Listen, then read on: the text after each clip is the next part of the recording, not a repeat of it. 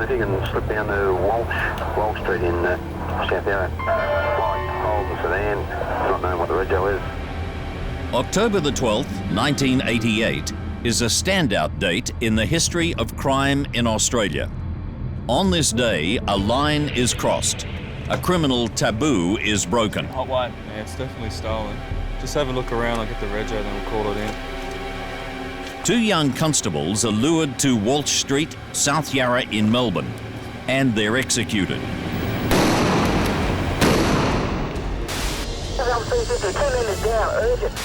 Senior Constable Tynan was hit in the head and Constable Eyre blasted in the back as he looked on from outside. Australians are repulsed by the callous murders, and police anger is immediately directed against one of the nation's most ruthless criminal families. Drug dealers, rapists, armed robbers and murderers, all offspring of the notorious matriarch named Kath Pettingill. But I didn't think I was notorious. I didn't think that I was this matriarch. I didn't think I was anything like that. I didn't think I was as bad as they made out. Australia's most notorious criminal families.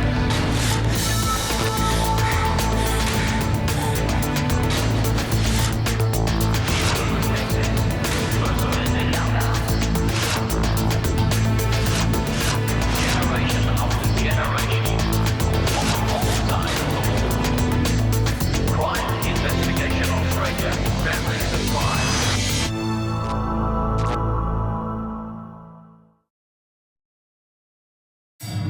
Scum is probably the most relevant word that you would describe her and her family. Can I tell you, the moment I first met Kath, I could not speak. My mouth was dry and I was petrified because I was in the presence of Kath Pettingill, and it was frightening. Born in the Melbourne slums in the Great Depression in 1935, Kath is an unusual child who has fantasies about death and evil. She deduced from what she read in the Bible that Satan was more powerful than God, and she wanted children. And so rather than pray to God that she would have children, and this was when she was still quite young, I think probably about 11 or 12, she prayed to Satan that she would have 10 children. The first of her 10 children is Dennis, who will become one of Australia's worst criminals, killing at least 5 people and possibly as many as 12. At the time of his birth, Kath is just 16 and incapable of caring for the baby. So Dennis and her next child, Peter, born about a year later, go to live with Kath's mother. The boys have a brutal upbringing with their grandmother and her boyfriend. They were bad drunkards and they used to drink red wine every night. And every second night I'd get belted with a pot stick or something, or Dennis would be belted, you know. And it was a really horrible existence. The 2 boys are led to believe that Kath is their big sister, who's left home with a small-time criminal named Billy. Billy was violent and bashed her, but she didn't mind that. She had a boyfriend who was very loving and bought her chocolates and flowers, and she had to get rid of him because he was too kind to her. Kath's satanic prayers will be answered, and she'll go on to have 8 more children, fathered by 2 different boyfriends. Of her 10 children, 5 will become notorious criminals. Dennis, rapist, drug dealer and ruthless killer. Peter, violent armed robber and drug dealer. Victor, murderous gangster and accused cop killer. Jamie, armed robber, drug addict. And Trevor, violent drug dealer and accused cop killer. A daughter, Vicky, will give birth to Kath's first grandson, Jason, who will also get sucked into his uncle's criminal lives. Kath's eldest son, Dennis Allen, grows into a vicious teenage street thug and at 18, he ends up in jail. Kath, now in her mid-30s, leaves her job as a barmaid and becomes a prostitute. She could earn in one night as a prostitute what it would take weeks and weeks to earn behind the bar. So from a purely financial point of view, it was very much more attractive. But Kathy being Kathy, she didn't remain as just a prostitute for very long. She very rapidly moved up the ladder to become a madam. Charlie, come on. To this day, at least one of her criminal children is unaware his mother was a prostitute. She owned a brothel, but she didn't work in it, to my knowledge. She certainly didn't hide the money she was making from the profession, because the boys used to queue up asking for bail money for their mates. By this time, Dennis and Peter have both left home, but they maintain contact with their younger half-brothers, often standing up for them against the discipline that's now being meted out by Kath's new husband, Jimmy Pettingill. I was about 15, 16, you know what I mean? And I did say to him, you keep touching me brothers, we're going to do something with you. Anyway, not long after that, he killed himself in Adelaide. When Dennis gets out of jail, he gets drunk with his brother Peter and two mates, and they imprison and rape two girls in a flat in suburban Sandringham. The gang then splits up. Peter and a mate embark on a 2-day, violent, drunken rampage. Oh, no, I just know we were flying. Now, if you're flying, you're flying. Simple as that. In a random attack, Peter and his mate shoot at a passing motorist, and Peter then shoots a pizza parlour owner in the foot. Yeah, his bloke got shot in the foot there. One of my friends was grabbed some food off a plate and he started blowing. They give him a hot foot. In suburban Port Melbourne, Peter shoots and wounds another man. Well, at Port Melbourne, a bloke pushed Alan Rubb, so I shot him in the face. You know what I mean? Next, Peter and his mate gate crash a party. They're quickly thrown out. But as they leave, a man is badly wounded when he's shot in the back. Oh, he told us to get going. So anyway, as my coach, she said in the statement, gun went off accidentally and he got shot. All 4 men are caught. For the rape and shootings, Peter Allen gets 14 years jail. His brother Dennis Allen gets 10 for rape, although he only serves 5. And their mother's world also becomes more violent. Kath is shot in the eye during an argument with 2 prostitutes. Yeah, I've been shot. Doesn't hurt. You go into a shock as soon as you're shot. Kath's attackers are tried for murder, but she remains loyal to the criminal code of silence, which allows them to be acquitted. In 1982, Kath is running an illegal brothel in Stevenson Street, Richmond, and next door, her eldest son, Dennis Allen, establishes the headquarters of a violent crime empire. It was a pretty complex place. You had Kath living in one house in Stevenson Street and Dennis next door. They had a kind of a communication system. Kath would scream out whatever she wanted and call for Dennis, and Dennis would then appear from the shadows, always looking pretty dishevelled, covered in tattoos, adorned with all sorts of jewellery, particularly heavy gold chains around his neck. Throughout these next bloody years, Kath and Dennis will maintain an intense relationship, more brother and sister than mother and offspring, the whorehouse madam and the killer son.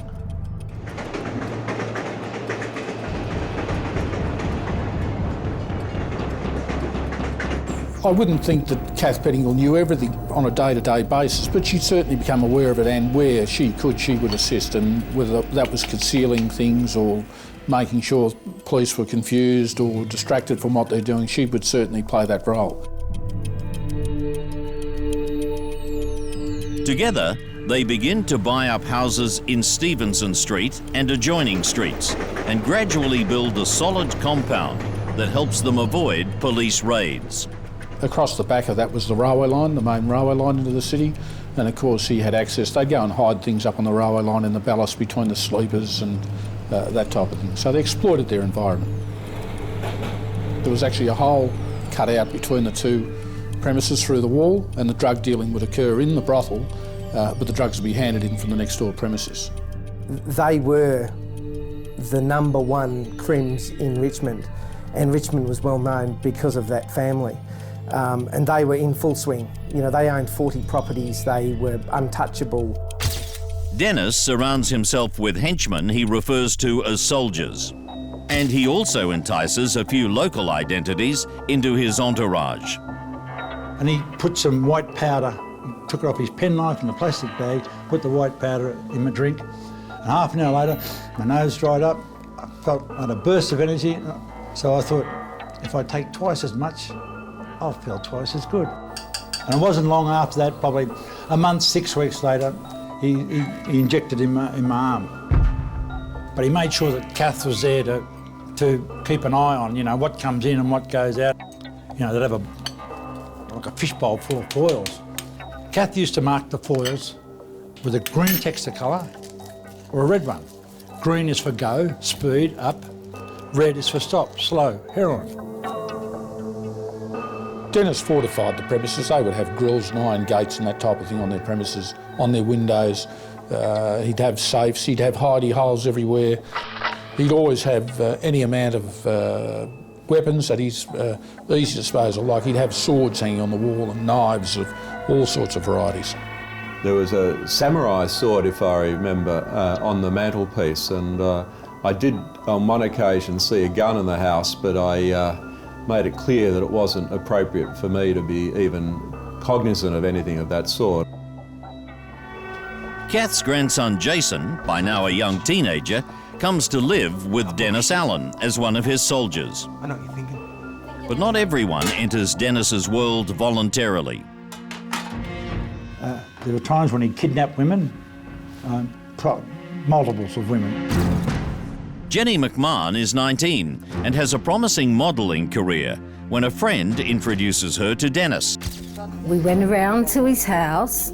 He kept spiking their drinks and everything, and he stopped me and I said, "What?" And he said, "You're not going anywhere." And I said, "I have to go home."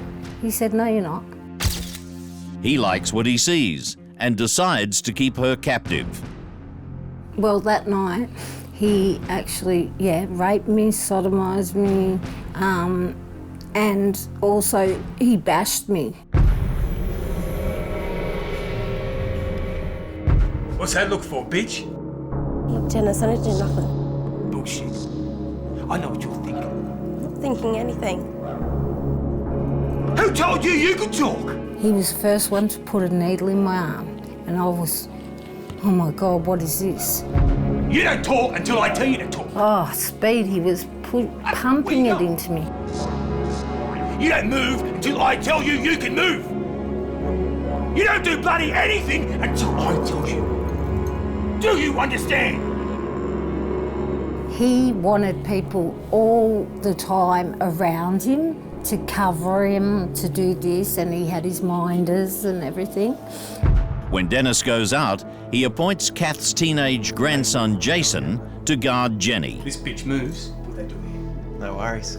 I'll make sure the bitch don't move. Like he had a gun on me and a knife on me. If Dennis went out, he was the boss of me. I'm watching you. One day, the door was open, unlocked, and I ran for it, and I got to the road in Richmond, and there was 3 guns at my head. I pulled the taxi over and he saw the guns and he wasn't going to stop, and got big trouble for that. Chained up and my head in a bucket of water. I am so lucky because every other girl he went out with is dead. I'm the survivor. And I can't believe it. Come on, you bitch! Come on! I see you! Come on! Come on! Take that! Kath Pettingill's eldest son, Dennis Allen, has set up a criminal empire next to her brothel in the inner Melbourne suburb of Richmond. You can't get me, you bastard! By now, he's staying awake for up to 14 days, living in a perpetual state of speed-fueled rage. Jenny McMahon, who's his prisoner, and who later gives birth to his child, remembers the madness. He made me stay up 13 days and 13 nights, and I was going crazy because One night, a police helicopter is hovering over the street when Dennis begins firing at it. It was like a bloody big game with the police. They'd come round the next morning after Dennis was asleep and say, "Will you tell him you stop shooting at us?" He was a very clever criminal as far as concealing weapons. He'd conceal them over the fence with a string on them from next door. He was aware of the law of possession, and if it wasn't on your property, you weren't in possession. Now, giving an idea of her, Kath Pettingill's thinking, young Jason Ryan, who was only a kid in those days, on one occasion when we searched the premises, we found a pen pistol under his pillow, and again, was part of their ploy. If you hide it in the child's room, well, who's going to be charged? I'm not living in that room, I'm not in possession of the firearm, therefore I can't be convicted of it. And we said to her, well, who's going to wear this? Kath, he's only a lad, only a boy, he's old enough. That was the answer, he's old enough. Despite police raids, it seems to Dennis that he's immune from arrest. And he lived in an era that cops could not be trusted. You know, in the late 70s, early 80s, that no informer, no drug addict would come forward safe in the knowledge they'd be protected to give evidence against the likes of Dennis. His violent reputation leads the Melbourne underworld to give Dennis the nickname Mr. D, meaning Mr. Death. You know, after the Mr. T saga on TV, and that's how he saw himself. He openly wore large gold necklaces, numerous of them, watches, diamonds. It was just a complete exhibition, basically. At one stage there, he bought some pretty good heroin. He knew it was good heroin, and he told his crew to cut it accordingly, and they didn't cut it enough. And suddenly, there was 5 people found dead in the vicinity of his home in Stevenson Street. And I remember he went down and slapped one of the blokes that was selling it. He said, "You've even killed my hairdresser. I was supposed to get my hair cut tomorrow or the next day." Kath adapts to this violent world as Dennis teaches her how to revive victims of overdoses by injecting their jugular veins with alcohol and speed. The House of Horrors. Yeah. A few people got murdered there, you know. Dennis was a fairly good person, a serious person. And he was a genius at working out who was talking shit, who was serious, and who wasn't. Dennis was a person who, if he said he's going to knock you, he'd knock you. There was never any caution with him. He threw all caution to the wind, and if there's an argument, he just pull a gun out and shoot somebody. And that was acceptable to him and the family. With his continuous drug abuse causing severe psychosis and paranoia, Dennis suddenly decides that one of his friends, Wayne Stanhope, can't be trusted. Wayne Stanhope was a spy for a pack of some other crims. He was sent down there just to see what's going on. And of course, Dennis already knew that. Cheers. During a party at home, Dennis casually asks Stanhope to put on a record. Mate, go and put that song on again, would you? Sure.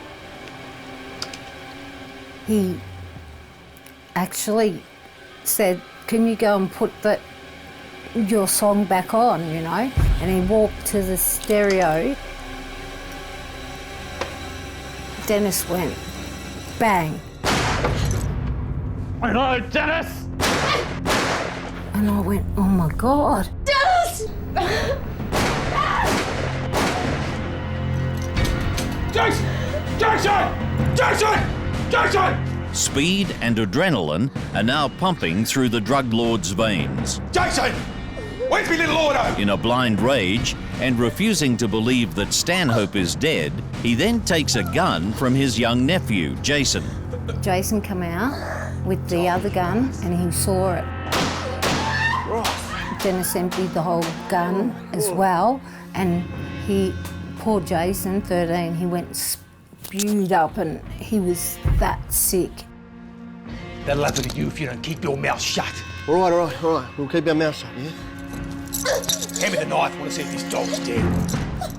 And then the rotten bastard pulled him on the tiles and slit his throat as well. Don't just sit here. Clean this place up! All trace of killing is removed and the body is never found. And they all burnt their clothes and everything, and I was told to burn my clothes. And Kath's pitiless nature is clearly exposed by her bitter complaints that Dennis has ruined her vacuum cleaner by using it to clean up blood and parts of Stanhope's brain. And I said, Kathy, your eldest son has just put 12 bullets in somebody's head on the sitting room floor in front of a room full of guests, and you're concerned about your vacuum cleaner.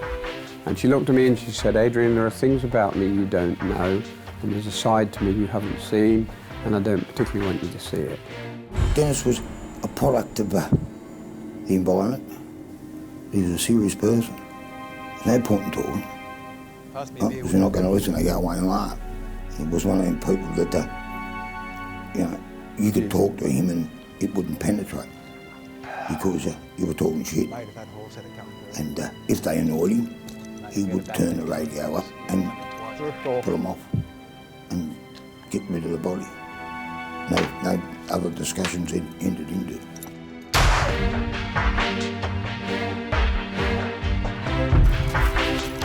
Dennis is out of control. It won't be long before Dennis's young brothers begin to enter their own violent criminal careers. Kath Pettingill's eldest son, Dennis, is now perpetually high on his own product. In a frenzied state, he murders a mate in front of a room full of people. The speed got him. Injecting himself every few minutes with speed. Oh my God, Dennis! Because he didn't know who I was in his amphetamine. I'd have to say to him, Dennis, it's me, I'm your mother. Because he'd chase me in next door with the gun. I'd have to say, stop, it's me, because then he sort of pulled back and he knew that he was wrong. But it could have been me any time. Don't just sit here. Clean this place up! The madness continues when Dennis, with a cord hanging permanently on his arm, ready for his next injection, orders the killing of a drug supplier.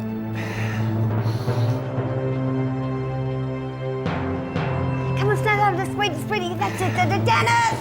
Helga, come on, love, come on. Helga, wake up, come on, love, you can, Dennis! This is closely followed by another pointless murder. Please, Dennis! What? Come here! When prostitute and heroin addict Helga Wagnegg suffers a heroin overdose and is near to death in Kath's brothel, Dennis decides to finish her off. I'll fix her. You're right. I'll fix you. No, stop. I'm here, right? That's what you need. Jason! What are you doing? He sends his nephew Jason, Kath's grandson, to collect a bucket of river water, Give me the bucket. which he pours down Helga's throat before holding her head in the bucket until she drowns.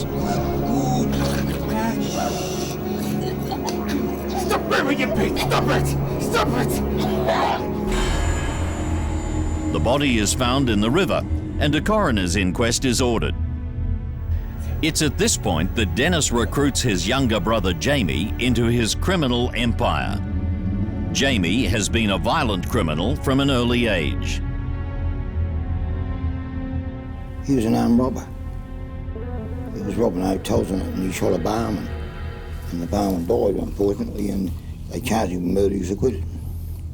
Yeah, but yeah, he was a good kid.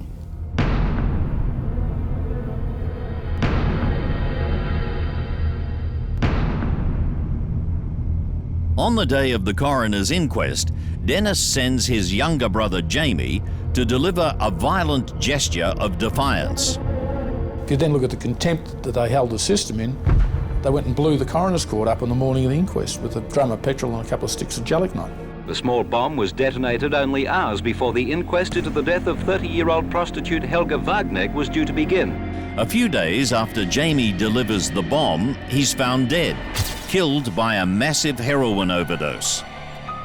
Jamie, again, he was a hothead, very ruthless, very violent, died of a drug overdose, and was probably a great outcome for everybody.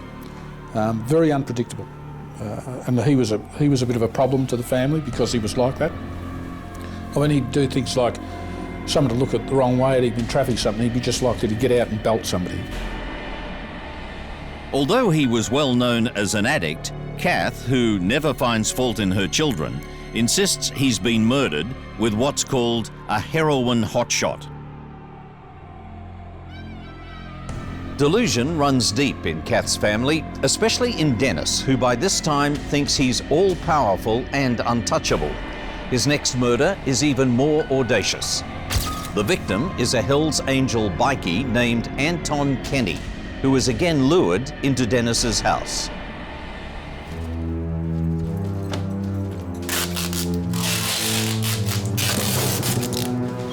Yeah, there was a party, it was Dennis's birthday party, and he was accused of doing something, and Dennis took appropriate action, what Dennis thought was appropriate. It'll be on his terms, you know. G'day, mate, have a drink, you know, have a couple of drinks. Do you want to try a bit of speed or something, you know? Get him in a relaxed atmosphere, then kill him. You dog! Anton Kenny is shot 3 times.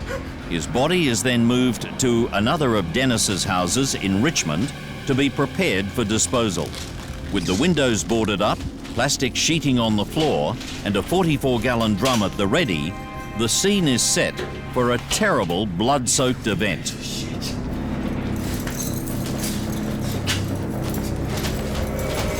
We chopped him up and he said I couldn't get his bloody legs in the barrel. I had to go back and chop them up too to shove them in there, you know, and then they had to get the lid on the barrel. When Dennis sawed off the leg because it wouldn't fit in the 40-gallon drum, Kathy said very casually to me, "You needn't have fucking bothered.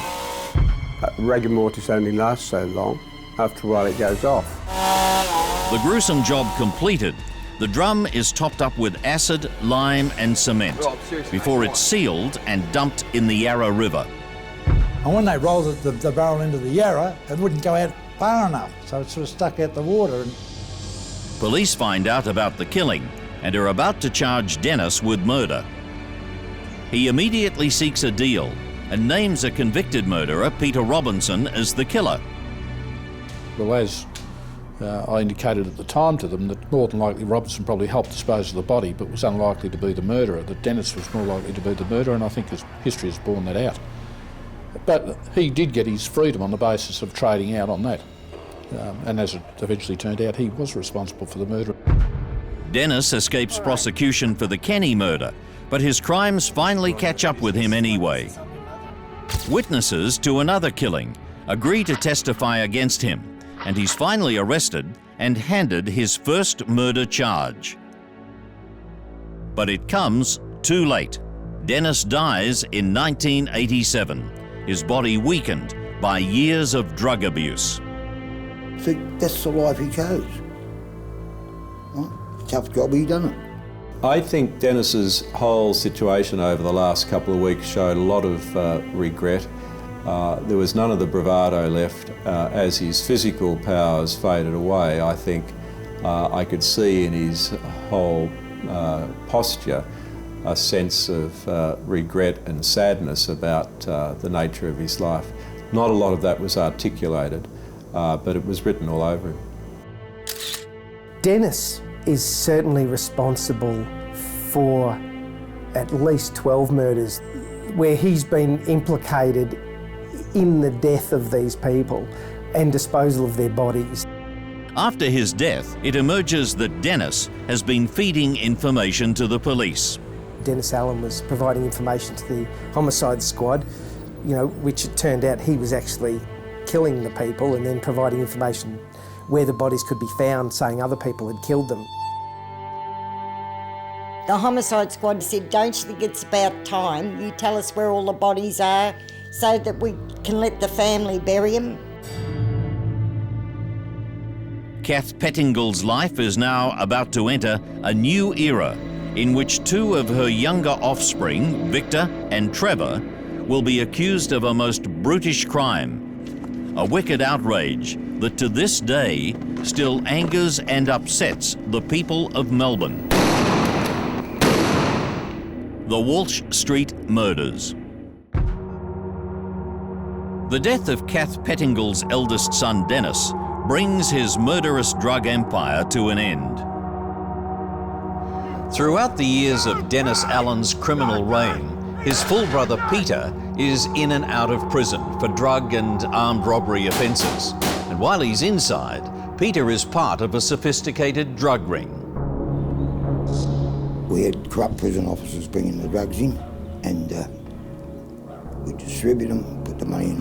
The money would go on the TAB accounts, and the families were helped. The profits.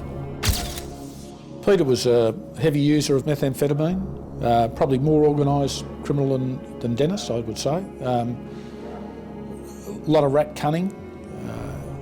He had an extremely, his biggest fault, and one that was easily exploited, was his ego. He had a huge ego. He was untouchable. He could do what he liked. With Dennis dead and his brother Peter back in jail for another long stretch, two of Kath's younger sons, Victor and Trevor, now move to centre stage. Victor Pearce was not a madman like Dennis Allen. Victor Pearce was far more cold and calculating person. He was dangerous. I'm innocent. Victor Pearce would be a more planned killer. So if he was going to do something, he would plan to do it. All the things that the community may find disgusting or frightening or threatening was just a way of life for him. With Pearce also. But he was accused of robbing a few armed bands in it. And I heard he was pretty good at it. Absolutely ruthless. He was a real deal. If you said that bloke has done the wrong thing, I'm going to knock him, you knock him. Simple as that. Victor was a person that I treated with a lot more respect than I had for Dennis or Peter. I would consider him a lot more dangerous, a lot more ruthless, and capable of anything. In 1987, members of an elusive armed hold-up gang known as the Flemington Crew are shot down in separate confrontations with police in Melbourne. Victor Pearce's best friend at the time is Graham Jensen, his accomplice in many armed robberies. On the 11th of October, a police trap's planned to apprehend Jensen and charge him with a murder. He spots the waiting police, who call on him to surrender. He goes for his gun, and he's then shot and killed. 33-year-old Graham Jensen, who was wanted for the murder of a security guard at a Brunswick supermarket in July, was shot dead by police at Narre Warren. And they'd been involved in surveillance and went out to do an arrest on him, and which resulted in him being killed. On hearing the news of his friend's death, Victor Pearce flies into a rage, weeping and vowing revenge. Early the next morning, two police constables are patrolling on the night shift in South Yarra. They are Constables Steve Tynan and Damien Eyre. It's just before 4 a.m. They answer a radio call to investigate an abandoned car in Walsh Street. They did what any other police would have done. They pulled up behind the vehicle. Constable Tynan went to the driver's side and had actually hopped in, was looking about how the vehicle had been started. it had a smashed vent window and the ignition had been tampered with hot wired. Damo. While he's done that, Constable Ayre's gone to the passenger side and he's actually written down the registration number and checked that against the registration label because he had the expiry date on his clipboard. Yeah, it's definitely stolen. Just have a look around, I'll get the rego, then we'll call it in. He then walked around to the driver's side and was leaning over the driver's side, obviously conversing with Constable Tynan when he's been approached from behind. Put it down! Put it down! Give me the gun! Get the gun! He's then turned and obviously deflected the firearm. The gun's gone off again and hit a house on the first floor with a round of SGs. Someone has then walked up and pulled his revolver out and shot him at point blank range in the vicinity of the bottom of the ear. And then when he's gone to the ground, he's been shot at about a 45-degree angle through the side, which went through his heart. So, you know, like he was instantaneously dead with the shot to the heart and also the shot to the brain. Constable Tynan was shot directly through the top of the head with a full load of SGs from a 12-gauge shotgun. There's no such thing as a minor injury with a shotgun.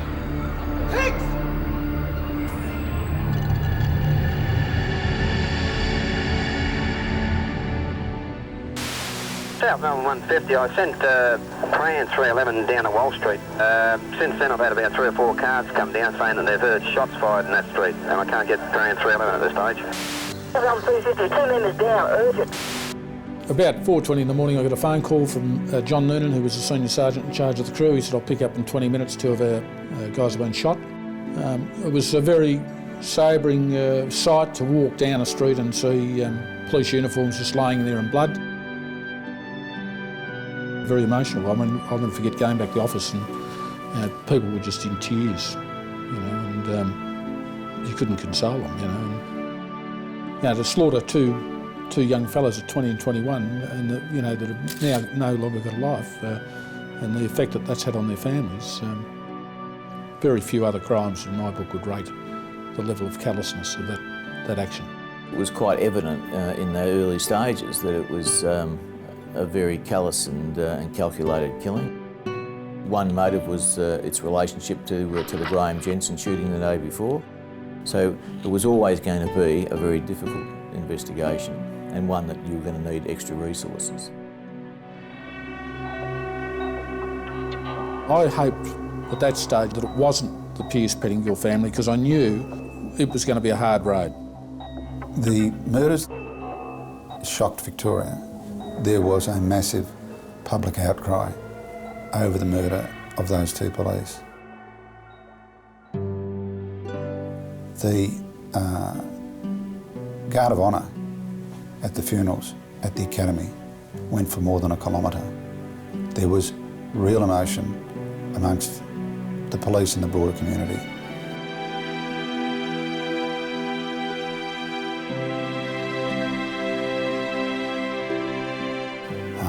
Some saw it as the murder of 2 police. Most saw it as an attack on the rule of law in Victoria. It was effectively an act of terrorism to randomly select 2 police. My first thought, another day in Melbourne. Senior police set in motion a major operation to track down the killers of police officers Tynan and Ayre. Across the state, grieving colleagues volunteer for extra duty.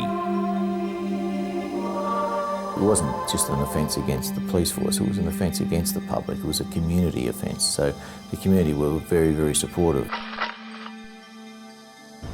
The stolen car was left there. They didn't go after the people that they hated, which was the armed robbery squad, who they felt had wrongfully killed their mate, Graham Jensen, 13 hours earlier. They put a car there and they waited, and they didn't care who turned up as long as they were wearing the Victoria Police uniform, and then they shot them from behind. Put it down! Put it down!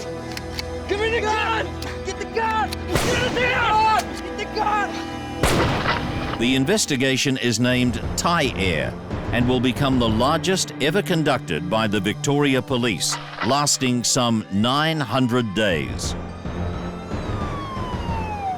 Killing police is a major criminal taboo, and the underworld is now prepared for a disruptive backlash. Fearful of being blamed for the outrage, many of the current escapees from the state's prisons turn themselves in. You know, we started out with, I think, something like 39 escapees across Australia. I think within 2 weeks, most of them given themselves up into police stations because they just didn't want to be part of it. They thought, this is too much for me, I'd rather go back and do my time. What a piece of shit you are! Detectives immediately suspect that Kath's clan is behind the murders, and on the day after the attack, dozens of officers descend on the house of Kath's son, Victor Pearce, in the Stevenson Street compound. It would take a particular type of criminal to commit that type of killing. Get the gun! Get the gun! Get the gun! Victor's home is demolished, the backyard dug up, and every particle examined for evidence. It's suggested to the investigators that if Victor was involved in the killings, then the key might be to question Kath's grandson, Jason. I'd retired by then, but the mail you get as things go along, I rang the hotline and I told them to pick up Jason. He was their only hope in that house. And I told them if they treated him properly, he'd most probably open up like a watermelon falling off a truck. The police advice proves to be solid. Jason has had enough of his violent world with Kath's sons. Jason agrees to testify against his uncles. Meanwhile, the war goes on. Police resume their operation against the armed robbers, and 2 more are shot and killed. Both of them also happen to be prime suspects in the Walsh Street murders. The Thai Air investigation continues for more than 2 years before detectives finally make 4 arrests. Victor Pearce's name was linked with drug dealing. Victor Pearce, his half-brother Trevor Pettingill, and their associates Anthony Lee Farrell and Peter David McAvoy are charged with the Walsh Street murders. They're immediately sent to Pentridge Prison's notoriously violent H Division. It was a brutal place. Whenever a prisoner arrived there was a systematic bashing by the prison officers. The prisoner would be stripped naked, surrounded by several prison officers and belted for several minutes. And if he resisted, the bashing would continue. The prosecution reveals that in addition to Jason, they have a new star witness. She gives police a detailed account of Victor's planning and the direction of the executions. But as the trial's about to get underway, she suddenly withdraws her testimony and the police case collapses. Jason's evidence alone is not enough to convince the jury, and the 4 men are acquitted. As the news breaks, police across Victoria are sent a special radio message urging them to control their anger. Well, all they found was they're not guilty. They're certainly not saying they're innocent. They had a doubt. It's reasonable doubt. Inside the car, the scenes of jubilation continued. Good as gold. Good as gold. What about you, Kath? You got your boy home? Oh, my oath, I've got him home. Family's nearly all complete now. He feels sorry for the families of the 2 policemen killed. They've been deceived all this time that we are the ones what done it when in fact we aren't. Pretty shocked. Pretty shocked. Expect that? Not really, no, not at all. The 42-year-old was sitting in his parked car in the busy Bay Street shopping centre. Another vehicle pulled up alongside. A man got out and fired several shots. A few years after the acquittals, Victor Pearce is shot dead by a rival criminal, Andrew Benji Benjamin, who is himself then killed. I could never bring him back, and yeah, miss him heaps. Well, I'm glad Victor died the way he did, because he wasn't mutilated, he wasn't hurt, you know, he went quick.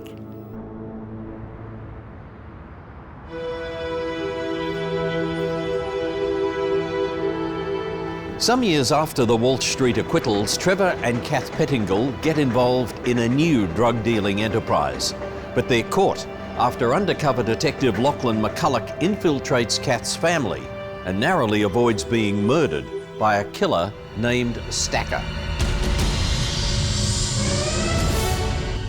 That he obtained the name because he stacked up dead bodies on his front doorstep after allegedly deliberately overdosing certain people.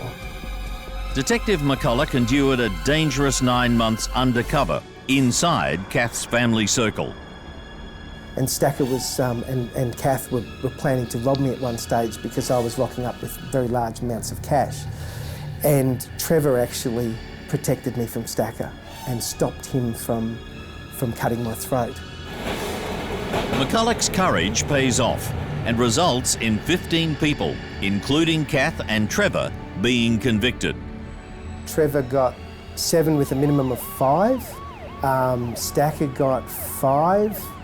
One of the heroin suppliers got 11 years. You know, many of them got very good sentences. Kath received an 18-month sentence, which she'd already served, because the magistrate made the comment that she was showing signs of rehabilitation. Kath retires to a quiet life in the Victorian seaside town of Venus Bay. Trevor lives nearby. Kath's other son, Peter, who has spent most of his adult life behind bars, has no contact with her. I have not got a relationship with Kath Pettingill, nor do I need one, nor do I want one. Simple as that.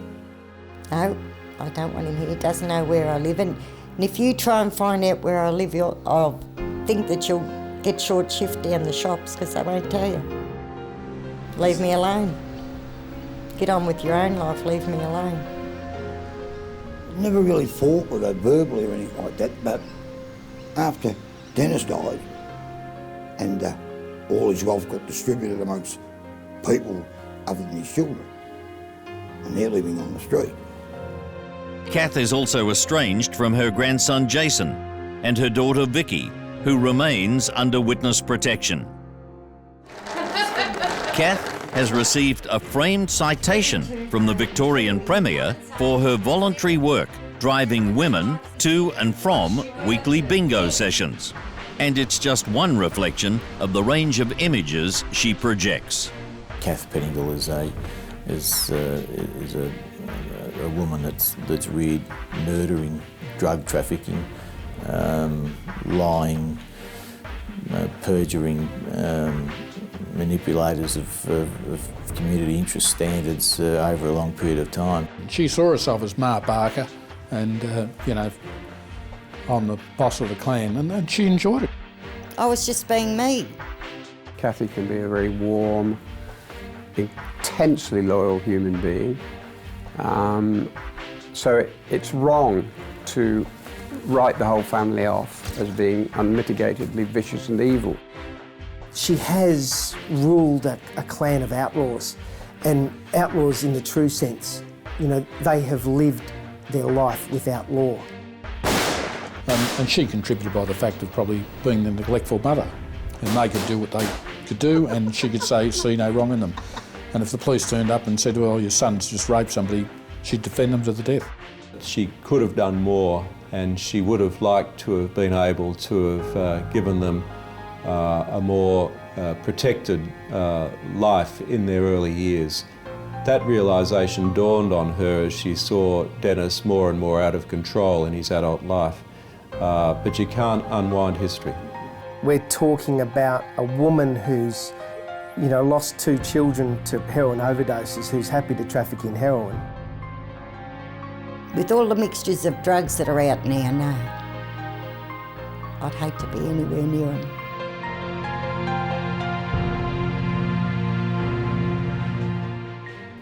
I've told you before, Charlie, no. Come on, Helga, wake up! Dennis! Don't let him speak to me like that. Bit of respect around here, eh? The amount of people that have died at the hands of her family, through directly or indirectly, through their drug trafficking and general criminal behaviour, can never be underestimated.